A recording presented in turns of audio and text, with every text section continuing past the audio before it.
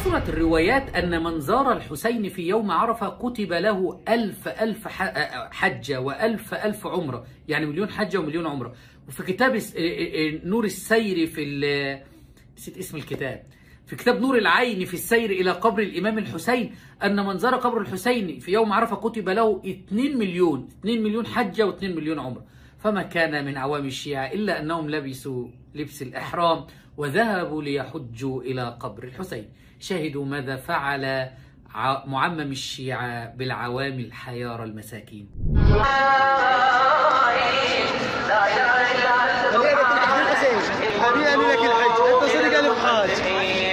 صدق ألف حاج. لا إله إلا أنت سبحانك.